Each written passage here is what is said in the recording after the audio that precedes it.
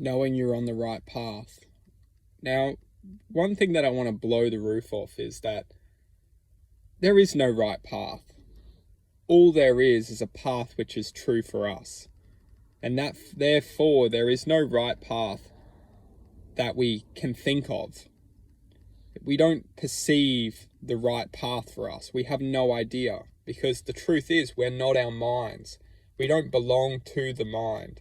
The mind is something which has been developed for us to process and effectively obey by, because if we're ruled by our minds, dictated by our minds, we will succumb to the mind's thought, which is very easy to infiltrate a sense of direction for the mass population. If we know the true path, ultimately what we're doing is we're reflecting the essence of one's intuition. We're reflecting the essence of one's perception from a higher space of integrity. And that integrity comes from ultimately our feelings. We have to look at it as almost like our heart is an engine, and what fuels the engine is actually our emotions. If we let our emotions get the best of us, and our minds start to shoot those emotions, it's like a frenzy. We don't know how to handle our emotions. We feel all this hurt, all this pain, all this suffering, all this anger, all this frustration, all this jealousy. And literally, it's natural emotions that we're feeling. However, what the mind does, the mind highlights, like, this is why you're feeling all this pain, this is why you're feeling all this, and we become ultimately the essence of believing that we are our minds, because our minds have the power to talk to us. The minds have the power to try and get to know us. And when I refer to us, I'm talking about the singular consciousness which we all are a part of. We're all a part of the human experience. We're all interconnected with this human experience, and which is ultimately the human psyche. We're all coming from the human psyche.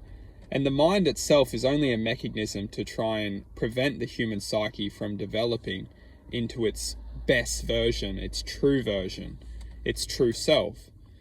And what we need to understand is that the physical heart is almost like an engine, that when we learn to fuel the engine with our emotions, and the trick is our emotions are meant to be burnt off effectively. Our emotions are meant to be used by the engine, but the only way to activate that engine and to start to burn off these emotions, especially the dense emotions like fear and worry and stress, and the heart will literally suck them all up, as long as we learn to do one simple thing. And that thing to start the engine, to start sucking all this fear and worry and stress out of our lives, is to learn to accept. The power of acceptance is extremely underrated. And this acceptance is effectively alignment to God itself, divinity, whatever you want to call it, love, whatever. It's all the same truth. Acceptance is effectively the superpower which we need. If we can't learn to accept, and we'll see this because our mind straight away will say, I can't accept this, this is not right.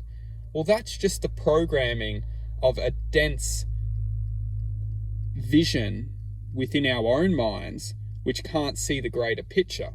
Because the true picture is, as long as we accept something truly, we can move on. Because we accept that that's happened.